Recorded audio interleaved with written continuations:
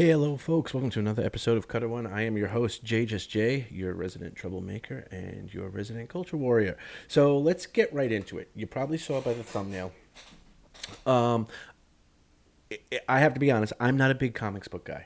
I tried getting into comic books when I was a little kid, and I had collected a whole bunch of Supermans and Spider-Mans and stuff like that. And I remember leaving the collection in my parents' car when I was growing up in the Bronx and finding out the next morning somebody had literally broken into the car and stolen all the comic books out that I had in there. So ever since then, I've never really been a comic book guy. And, that's cool. People are into it. That's cool. That's their thing. It's never been my thing. Right.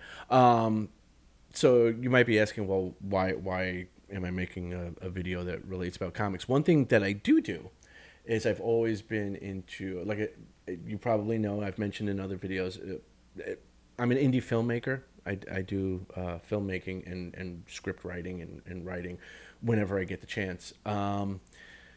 So whenever I see stories involving things where I can pretty easily judge what the outcome's going to be, it's something I feel is worth sharing. So, and that's what this story falls into. As you can see, exclusive. This is coming from Giant Freaking Robot. Exclusive. Olivia Wilde in talks to direct DC movie. Olivia Wilde may direct a movie for the newly formed DC Studios. Olivia Wilde is currently in negotiations with Warner Brothers Discovery to direct a DC movie. According to our trusted and proven sources, the director of the recent science fiction thriller Don't Worry Darling is being wooed by the newly formed DC Studios to make a comic book adaptation, though there are no details as to which project she might be being considered for. She might be being considered for. As of late, Olivia Wilde has found herself somewhat controversial as a filmmaker, but now that the DC Universe seems to be getting an overhaul, it makes sense that some more left-field choices might be brought in. And make no mistake about it, Olivia Wilde is hardcore left. She'll be the first one to tell you this. She does not shy away from this.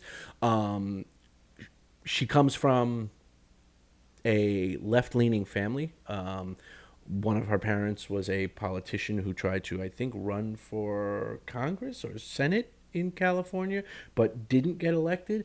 But she has a history of being very, very hardcore left, particularly with feminist-oriented politics. She's very much what would be considered a woke person. So, left field choices might be brought in. Although Olivia Wilde is most famous for acting in films like Disney's Tron Legacy reboot and Clint Eastwood's Richard Jewell, she has increasingly moved to directing in recent years, and a DC movie would be a big step up in terms of scope. Her first movie, Booksmart, starred Beanie Feldstein and Caitlin Dever and was marketed as a feminist coming-of-age comedy. The film ended up being a sleeper hit, grossing $25 million against a $6 million budget, and was widely acclaimed. However, her more recent film, Don't Worry Darling, has been so embroiled in off-screen drama that it has pretty much eclipsed the film itself. However, despite the negative press regarding the romantic relationship between Olivia Wilde and co-star Harry Styles, the working relationship between Olivia Wilde and co-star Florence Pugh, and the former relationship between Olivia Wilde and Ted Lasso star Jason Sudeikis, Don't Worry Darling has actually done surprisingly well, grossing $83 million at the box office. Presumably, that makes Olivia Wilde a more intriguing prospect for Warner Brothers Discovery to attach her to a DC film. It also is very possible that DC Studios might be looking to emulate its rival Marvel Studios by enlisting more idiosyncratic filmmakers for its big-budget movies. Although there has been consistent grumbling that most Marvel Cinematic Universe films end up looking and feeling similar to due to Disney's interference or the fact that they're all supposed to take place in the same universe, hence a cohesive tone, Marvel Studios has actually actively pursued directors known for distinctive voices like Taika Waititi, Shane Black, and Chloe Zhao.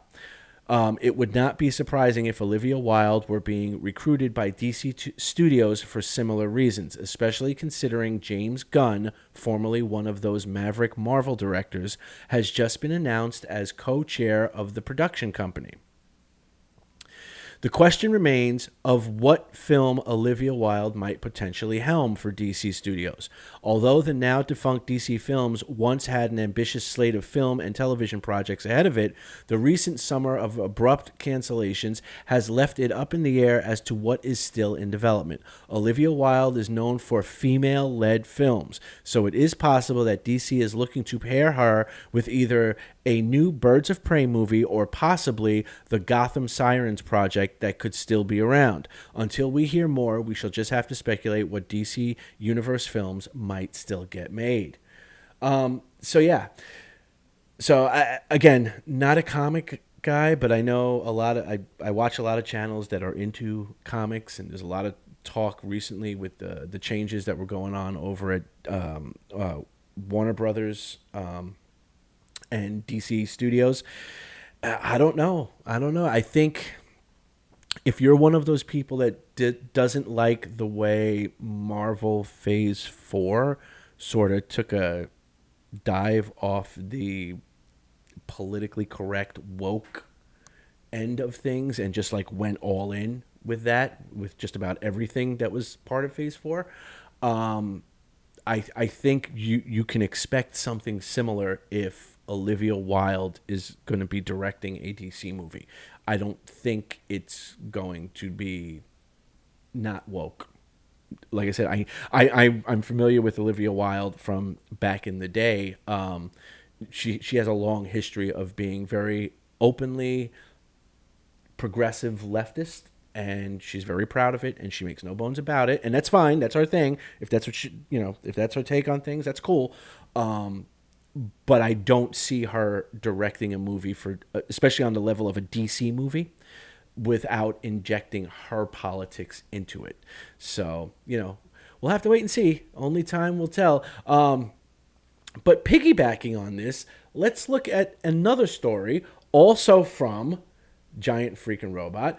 Margot Robbie getting creative control at DC thanks to James Gunn.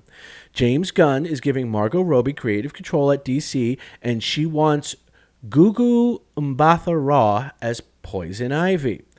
Margot Robbie is about to get a lot more creative freedom at the newly formed DC Studios, thanks to her former The Suicide Squad director, James Gunn.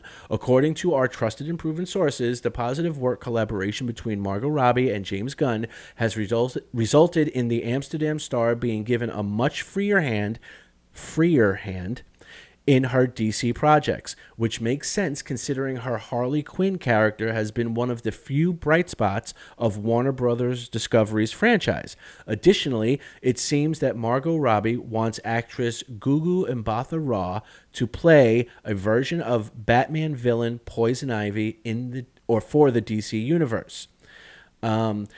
Margot Robbie has been involved with the DC universe of films since starring as Harley Quinn / Dr. Harleen Quinzel in the 2016 Suicide Squad film. While almost every other aspect of the Suicide Squad was negatively reviewed, Robbie was the breakout star. Since then, Margot Robbie has reprised the character in both Birds of Prey in 2020 and The Suicide Squad in 2021, which was the film that brought James Gunn into the fold.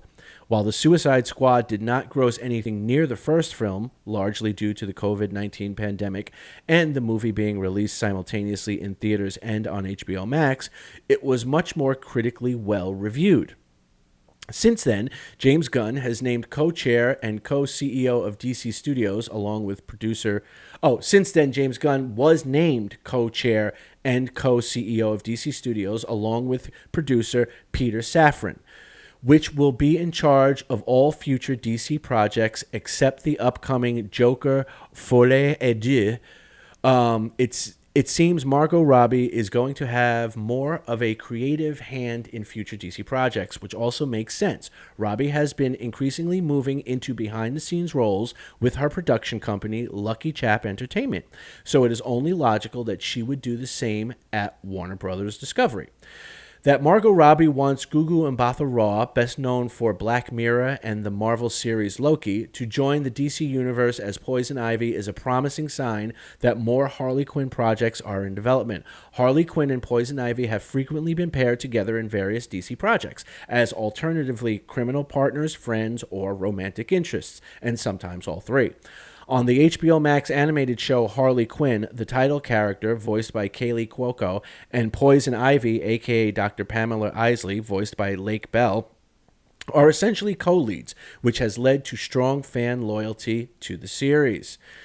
As such, it seems inevitable that we would eventually get Margot Robbie as Harley Quinn with a live-action Poison Ivy in some future DC projects. There have been persistent rumors of both a sequel to Birds of Prey and a potential Gotham Sirens project in the works, possibly with Olivia Wilde being brought in to direct. And I'm thinking that's the route they're going to go. That's just me. And it sounds like Robbie is getting increased authority to make it happen. In all the continual chaos that has been the modern DC universe, Margot Robbie has been a consistent bright spot.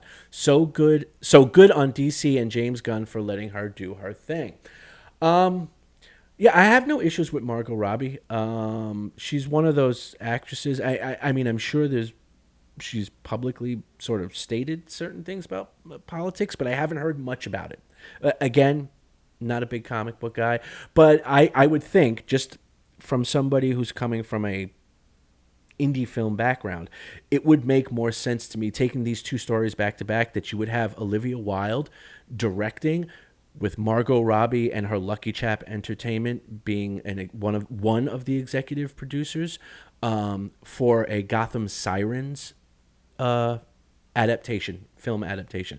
I think that's the route you're going to go. I think that's what should be expected. And I think it will be a heavily, girl power, strong boss woman power movie. But we'll have to wait and see.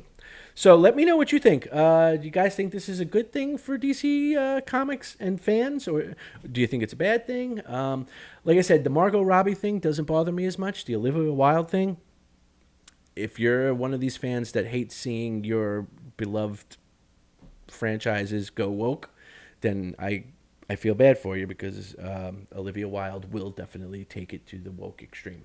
Anyway, let me know what you think. Like the video if you like the video. Hit the notification bell, share the video, and above all, leave a comment. Let me know what you think, and please, please, please subscribe. Trying to drive up the numbers. Until the next time, I will talk to y'all soon. Peace.